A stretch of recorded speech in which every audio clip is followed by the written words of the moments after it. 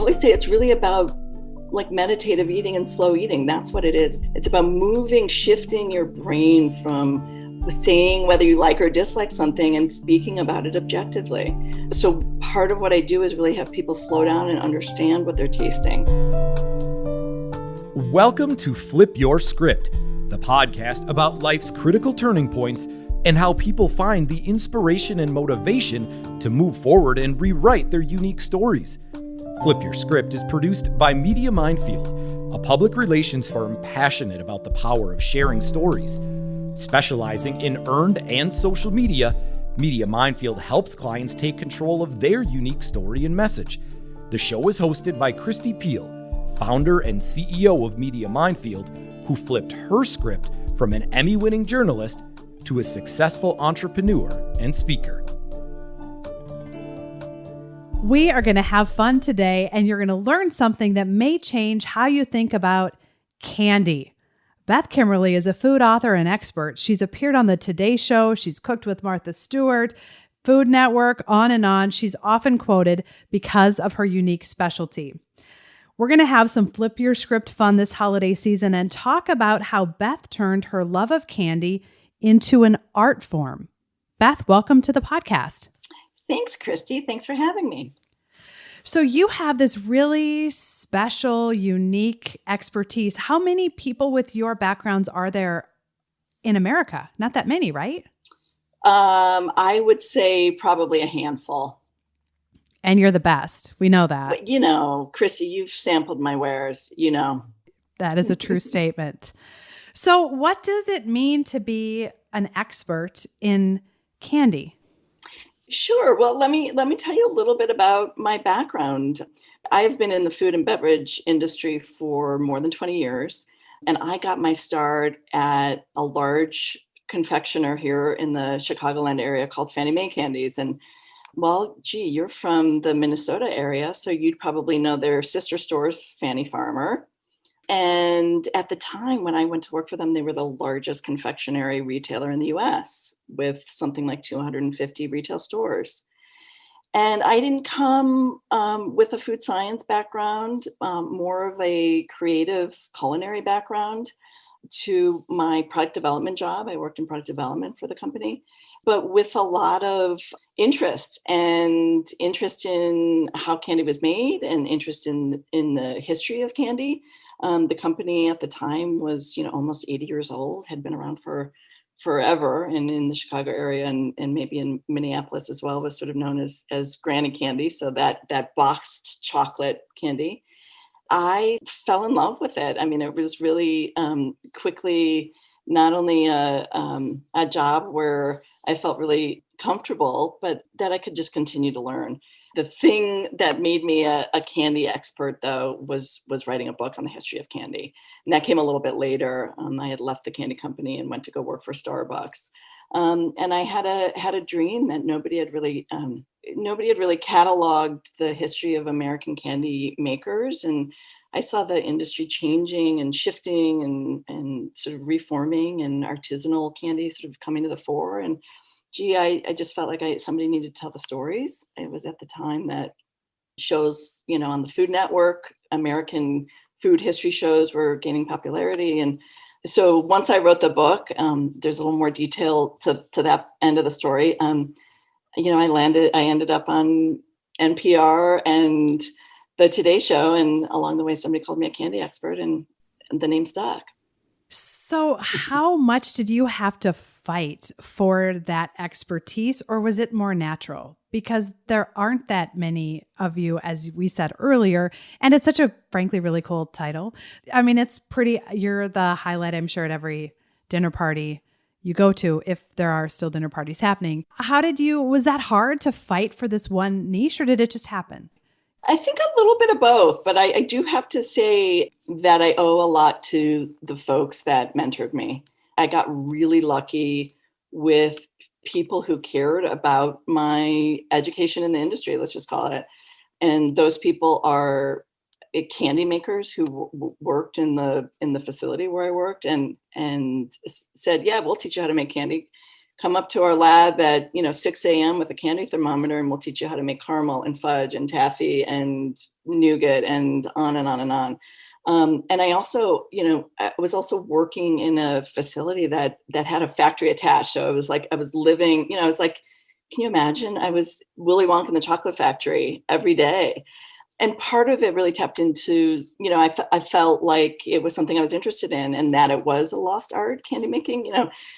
Our grandmothers made candies, but my mom didn't really. It had kind of gone by the wayside. So I grabbed a bunch of dusty candy manuals and was trained. So it was a little bit of like wanting it and feeling that creativity in it, and understanding that it sort of tapped into my interest in art and science, because that's what it is. But also just having these people there that were ready to, help me through it. Because, again, I didn't come out of food science. I came from the artistry side. And I just, as soon the first time I made hard candy, it was like, oh, wow, this is like blowing glass. I get it. So something really resonated, but it was a combination of it speaking to me and having people really guide me through it. I love that you're sharing it like that, because so many people might hear where someone ends up, or hear a title, or hear author and expert, and assume that there's some very easy education path that just then it happens. But for you, and like I think everyone who has success in their field, it's following a passion. It's getting other people to help. It's getting really curious and continuing to learn and innovate. And then you never set out to be a candy expert. That happened because you got really specific about something you're passionate about, which is how all great experts, I think, are made. Yeah, it's interesting. And I also, I'm thinking of I did the work. I got there at 6 a.m. with the candy thermometer. I remember, it was back in the day, like pre-internet, even calling around to like a million places to try to find the candy thermometer, because talk about a lost art, the tools to make the art weren't even readily available. But again, I do want to stress, I had people that were incredible coaches. And so I think that piece of it too made the work and the interest on my part, happen. Really. I had people not only at the company that I worked with, but at other candy companies. I'll give you an example. Jelly Belly used to be called Golitz Candy Company, and they had been around for, I don't know, more than 100 years when I got to know them, because not only was I developing candy for this large candy company, but I was also buying anything that they did manufacture. So if you can imagine, jelly beans or candy corn wasn't something that was on their very lengthy list of types of candies that they manufactured. But so other people in the industry, instead of being competitive or feeling that they needed to sort of guard their recipes under lock and key, also helped and were incredibly helpful along my journey. But one thing that sort of always stuck with me is my love of history really drove a lot of this, because, a lot of these candy companies shared these similar stories. So, I was really engaged. Anytime I met somebody, I was interested in that story of their business, right? What made them successful. And a lot of them had this common storylines, which is, my great grandfather came over from fill in the blank country with a little money and some knowledge on how to make something, and grew, Golitz, now Jelly Belly, into a viable business, but not without, I just loved the stories of how these immigrants came with little and built these businesses. And then you had with sugar getting rationed and wars and, family feuds and everything. And so, it's also sort of understanding the history of the candy industry and gaining access to these other candy companies was sort of a fascinating journey itself. And that really led to my book. And you have this abundance mindset because it was modeled for you, which is, I have information, rather than to hoard it, I'm going to help you, and we're going to pass it on, and we're all going to get better. Because you experienced that when you were really learning in your career, is that something that you feel like you need to give on to the next generation in your industry? No, 100%. As you know, I'm back in the Chicagoland area after many years in New York, but I really love teaching. And that's something that I really groove on, because, it's sort of, I like getting my hands on the product and exploring in that whole creative aspect. But I also like working with aspiring candy makers. And there's so many people who have that same passion that I did when I was young, and are trying to either sort out a recipe or a brand or a take on, the latest taffy or Tootsie Roll or, whatever it is. And absolutely. So I do that through teaching. I do that through really my consulting work is one part product development, innovation, and I train folks in sensory analysis, which is the scientific methodology around evaluating food products. So to net that out for your listeners and maybe for you, I'm sort of like a sommelier for food products. So I love working with younger, I hate to say kids because that makes me sound so old, but folks that are passionate and want to learn. There's nothing better. And you talked about what you're doing now in the consulting, and I've heard you talk about the sommelier for food, which is such a weird thing for, I think, most people to get their minds around, especially candy. So it's the holidays, you eat a candy, you finish it, you say that was good. That's how most people experience candy. That is not how you experience candy. So if you came to my house, there's a lot of pretend things here because I'm never going to make my own caramel. So let's just pretend that I did. Let's just pretend that I wanted to. I don't have a candy thermometer either, but let's pretend that I did. And I made caramel and I give it to you. And everyone else says, oh, this is good caramel. Or it reminds me of my grandmother's caramel. You would taste it and think and feel what?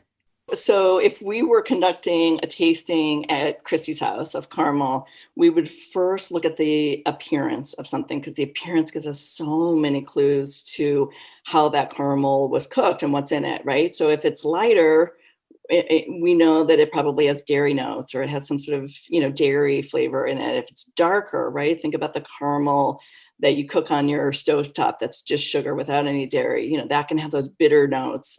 So we look at the appearance first and foremost, for the clues around flavor.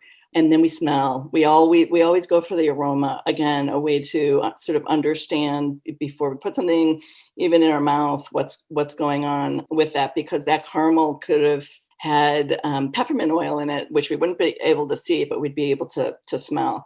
A lot of folks in the world of food talk about, aroma being more important than taste, but they really work together.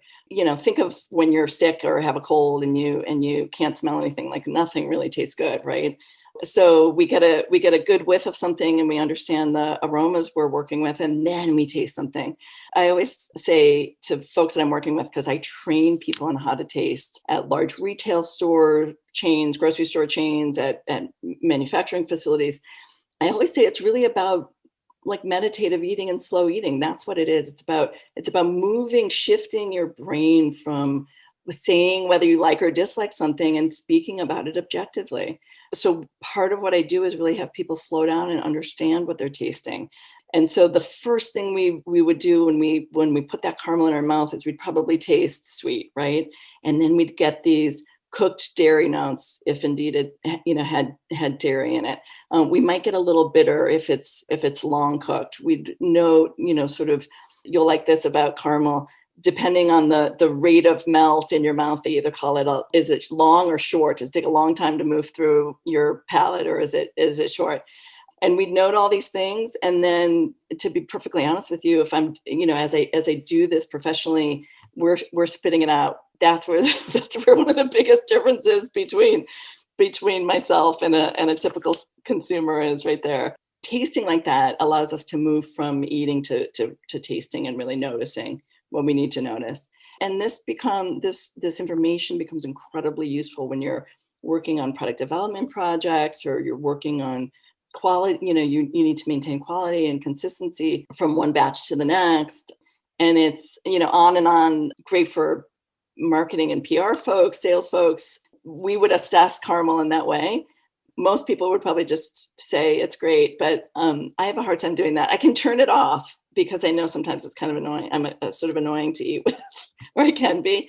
because really our minds are built, particularly I think with social media now, to tell people whether we like something or don't like something. That's like the first place we go as humans. And it's really hard. There's a lot of people who just can't shut it down, and they make terrible tasters for my needs, because I always tell people, I don't want to hear if you like it or don't like it. I need to hear, we need to talk about what is, and you can use words. We call them a lexicon around taste. You can use the words if we can have a reference for that word. So you can use, minty or spicy. Well, what kind of spice is it? Is it brown spice or is it green spice? So there's all sorts of lexicon terms that we can use to describe products. And a lot of people love it. I mean, talk about mind blowing for people. A lot of people love it because it gives them a way to notice food that they've never noticed before. Some people have an instinct and they're great chefs or they're good in the kitchen, but they don't know the backdrop behind what's motivating them to add salt to something or sweetener. So it's really fun to train people on how to taste. So we'd have fun with it. And I think it would kind of blow your mind because it makes you notice, and it's using your senses. Like you can become a machine of taste. It's a fun skill to have, whether you're using it on wine or food. Party tricks. I mean, Totally. So many things that you said I have questions about, but the concept of slowing down and really enjoying and understanding is just a general lifelong good thing that, especially around the holidays, we're really all terrible at. So it's a good reminder, but also the thought about, is something good or bad and why? And to your point about social media, it is the thumbs up or thumbs down or heart or no heart on it. But why? What about that do you like or not like? But back to the fake caramel dinner party. If I handed you the caramel, you did your thing, I turned around, you spit it out, I didn't see it or I'd be offended. So you spit it out. Could you then go to my kitchen and recreate it? Yes. So in my industry, and I don't only work with confections, I work with all sorts of different food products, but in my industry, that's called reverse engineering. If that caramel came from a package and we looked at the ingredient deck, we could probably understand a lot of information about it, but not its full DNA. In order to get the full DNA of a food product, you not only need that ingredient deck, maybe the nutritional panel, but you need to know, how does it taste? How does it smell? What's the aroma? Is it artificial vanilla or real vanilla on the caramel? Does it have any other notes that we can deduce that may, I'm just thinking of a lot of food products use this sort of blanket, made with other natural flavors, or made with, fill in the blank. So we call that reverse engineering. We do it all the time. I work with a lot of companies who want to know that not only about their product, but about their competitors. So if you can imagine Werther's, I'm just throwing out a caramel because we're talking about caramels. So if we're reverse engineering Werther's, what we want to do is start with that descriptive profile, that sensory profile on what it smells like, what it tastes like, what it looks like, in order to have that data guide us. And it happens all the time in the food industry. And it's an incredible way to understand not only insights about your product, but to understand about a whole category, right? So if Kristi wanted to innovate and make a new fabulous flavored caramel and knew that, she had some flavors in mind, we might start with the base of, some of the top selling caramels on the market and what are those and what do those taste like? And then how can we add these flavors to make something kind of both familiar and new for consumers? It's great data to use for all sorts of food product development, but also on the marketing and the sales side. So that folks can articulate what their product tastes like against their competitors. Such an interesting way to think about candy food, just going to the grocery store and seeing a product and thinking about all the people that were involved in getting it there. And what part of what you do is trends and food trends, which we've talked before about some of the food trends and the flavors as they come out. And I didn't really understand it until I have recently, again, holidays, been looking at my grandmother's recipes. So some of these recipes from like the 70s and the cookbooks from the 70s and 60s and 50s, and the food ingredients that they used then, very different than what we use now. And I would say disgusting. And part of it is just because we eat differently now. But you're thinking about food trends and ingredients of the future and what people want to be looking for as they're making buying decisions and as they're on trend, because it's these ingredients, we see it at the grocery store all the time, like rosemary. Well, you can now chips with rosemary and crackers with rosemary and milk with, not milk probably, but so what do you see as the emerging flavors and trends as we think about the future? I love that question because you tapped into something that I feel really strongly about, and that is looking to the past to understand the future. So you said you were looking at your grandmother's recipes, and some of the things sounded, Lard. gross. Yeah, lard. There you go. But fat is fascinating to me. Fat is flavor, and it's a great vehicle for flavor. So one of the things that I do if I'm researching a category is I have to as a goal, I always have to understand its history. So I'm working on a consulting project right now for a company, and we're working in the world of baked goods. And for me, a perfect place to start is not to look at the future yet, but at what's happened over the years with baked goods. Well, now we're using types of flours that intrinsically, because of the way they're processed, don't have as much flavor. And is there a way to use different types of flour to get legitimate flavor and, of course, nutrients?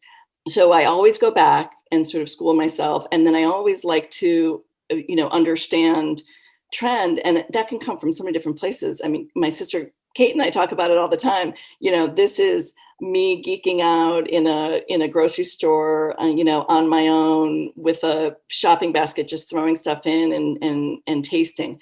This is trend reports from folks that are out in the field that are visiting places that I don't have access to at the moment, whether that's European marketplaces or Asian marketplaces, and compiling that. But a lot of it for me is tasting, because once I can taste something that's on trend, or if I have tasted something that's on trend, I can kind of understand where it fits in my flavor wheel in my mind, if that makes sense. Because a lot of that's sort of like the sort of the missing piece. Okay, how am I gonna apply this? What would this be good with? And what at the end of the day, everything comes down to what the American consumers are interested in and ready for. I could think something's incredible and cool and available and on and on. And it might just be too early, I would say, on the trend curve. So I have to look at it from a few different angles, usually depending on the project. But that part for me is really fascinating, particularly as foods move and candies and food and everything in our grocery store moves towards organic and natural and less. How to address things like flavor and shelf life with less ingredients is a huge challenge. And it's an exciting one. And in talking about those old recipes, the baked goods that they used to make back in the day, fantastic. Like nobody can make, certain things like grandma, but some of the recipes that are in these, church basement cookbook kind of stuff is, canned meats and these things that are just so, frankly, stomach turning now, because we've learned more about cooking and food, and there's more. We're not rationing. People cooking 50 years ago had a different thought about. They lived through the Depression, so they thought about food in a different way than we think about food, and that really does change your perspective of what's on your plate, because there's more tomorrow. 100%. I mean, we have incredible access to foods. Unlike any other country, we have access to any type of food we want all the time. And the hiccup in that was what happened with COVID, right? It was the first time American consumers went to the store and they didn't have access. And so a lot of the dialogue that I'm having now with folks that I'm working with are, it's beyond local, but what's available from a food security standpoint, so that, we're not sourcing these ingredients from some far faraway place that may or may not be closed in the future. I'm working for a company that harvests and grows crickets, indoor farming, vertical farming cricket as a protein source. Wait, crickets like the bug? I did say crickets, yes. Okay. Okay, I've only seen people eat that on Survivor, but it is. But I guess what we're talking about is having eating lower in the food chain, having things that are highly sustainable, and having things that are available at all times. A lot of cultures, strangely enough, do eat insects because they provide a lot of protein, and there's no greenhouse gas emission. There's none of the resources that like a typical cattle would require. And so a lot of what I look at in terms of food is incredibly what I would call futuristic, but then again, not that far off. And a lot of it's advanced with COVID because of what happened to our shelves.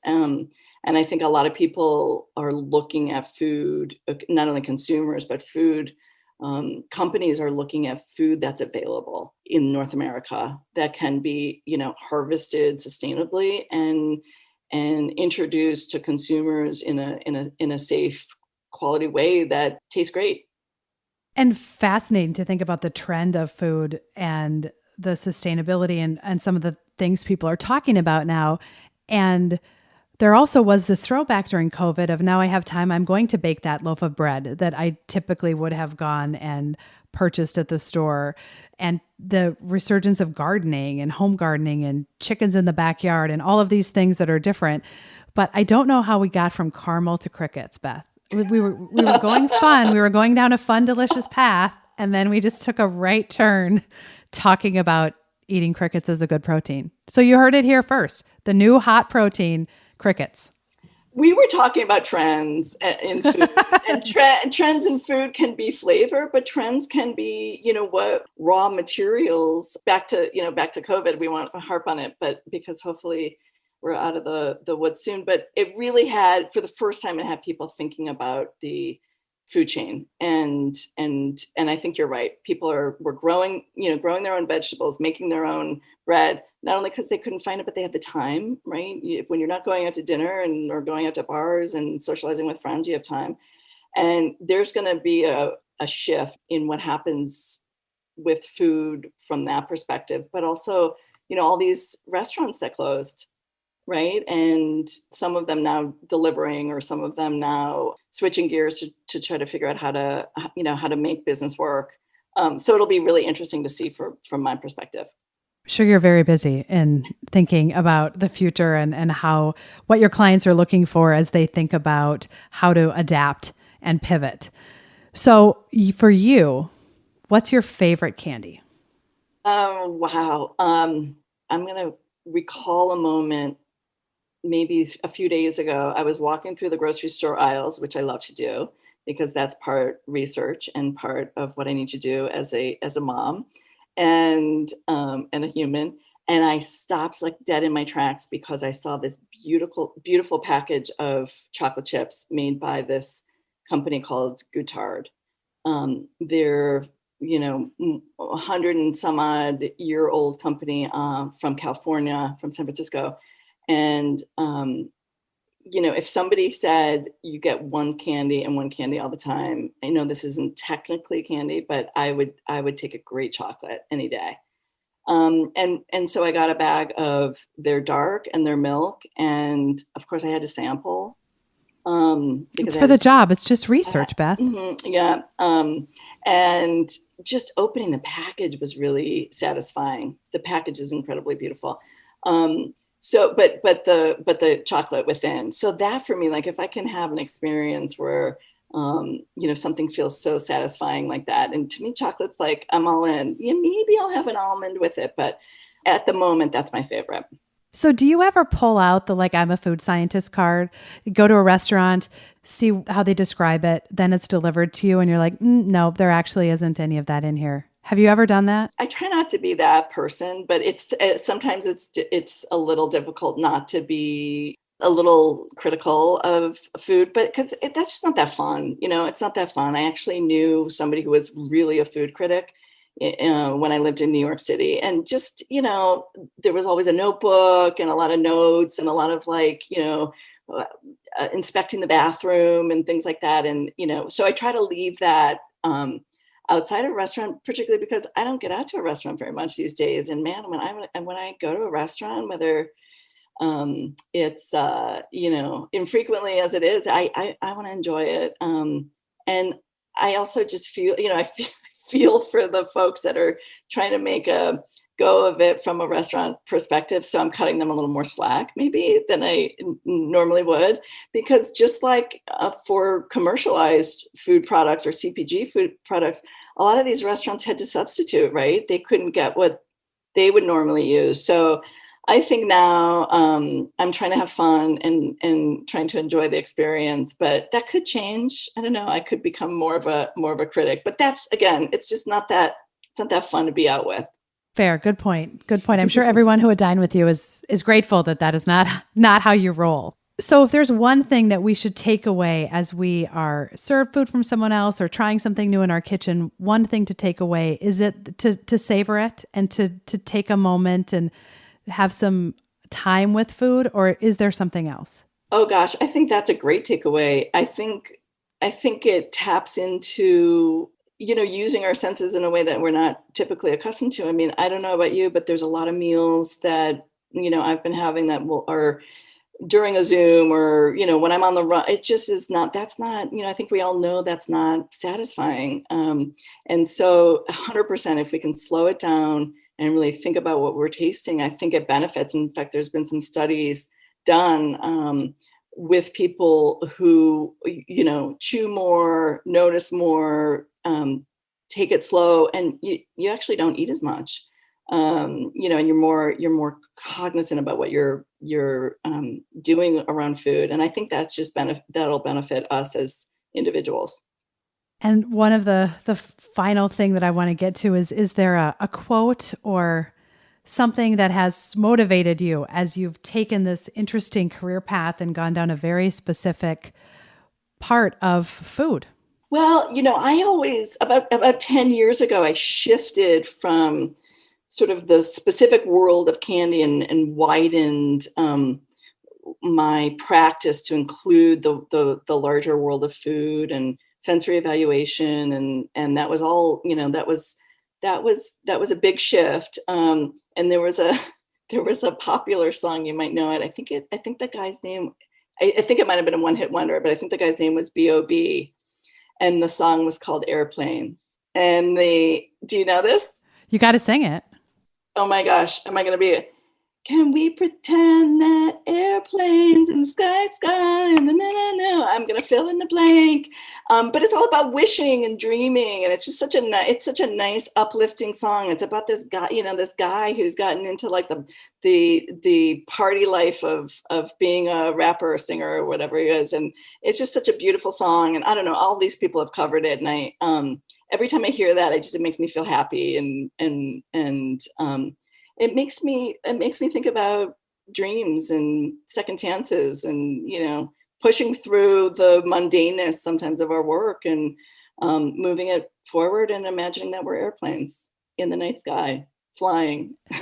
And if there's ever a year when we thought, you know what, we need some dreams, we need to look to the future, we need to be uplifted and to have a dream of a better future, it could be 2020, wouldn't you say? Oh my gosh, it resonates, doesn't it? Sure does. And I have never thought until talking with you to open a bag of chocolates and have an almond. Oh, it's a really nice combination because you get everything. You get a little sour from the chocolate. You're going to get sweet from the chocolate, a little bitter from the chocolate, a little bitter from the almond. I mean, it's just like, it's perfect. And then umami is the fifth flavor in it, and you'll get a little umami on a roasted almond. That's so satisfying. So that is what I call a 5-star treat, because it has every basic taste in it. Think about it. 5-star treat. Okay, do I want raw almonds or salted almonds? I think you want a roasted, like a highly roasted, not high, a roasted almond, definitely salt. Definitely salt. Which is just a good rule of life, right? Yeah. So that's a great thing just to have out. See, I knew that you would give us some like very tactical information, while entertaining us, while talking about food. I didn't know we were going down the cricket path, but I love having the chocolates out with the almond and then saying, you know what, this is the perfect things together because it's all 5. And look at how smart I just sounded right there. It's so fabulous. And also great holiday gift. A couple of years ago, I did sort of my own fresh trail mix with almonds, the guitar chocolate that I was talking about, and incorporated some dry fruit. Done. I put it in a bag with a bow on it, and that was just like a killer Christmas gift. I love it. No cooking included. And everybody was like, "Oh my gosh, where did you get this?" And I said, "I just put it together myself." Because I'm a food scientist, and it's going to be fabulous. It's amazing what you can do with fresh ingredients. That is so true in so many things. It has been awesome to talk with you. Thank you for enlightening us and inspiring us to think a little bit differently. Always a joy, Beth. Really great to be here. You're doing good work. It's amazing to talk to you, like always. Thank you. Beth talked about so many cool things, from finding your passion, getting curious about it, living in an abundant mindset, and helping other people, accepting help, accepting the mentorship and the coaching that comes along the way, and then the beautiful concept of slowing down. Every meal, there's an art, there's a science, and how will you enjoy it? How will you savor the moment? As we think about the holidays and think about the different tables and the different food, take a minute and slow down. My hope is that Beth's story empowers you to believe you're capable of more than you think, to discover motivation, to uncover inspiration, and to find the strength to turn the page. Thank you for listening to Flip Your Script, hosted by Kristi Piehl and produced by Media Minefield. If you like our message, please be sure to give us a 5-star rating, subscribe to the show, and share our episodes with your family and friends. Do you or someone you know have a story about flipping your script? We'd love to share it. Contact us on our website, flipyourscriptpodcast.com. To stay up to date on all things Flip Your Script, make sure to follow host Kristi Piehl on social media. You can also check out the website for pictures, resources mentioned in the show, and other great episodes.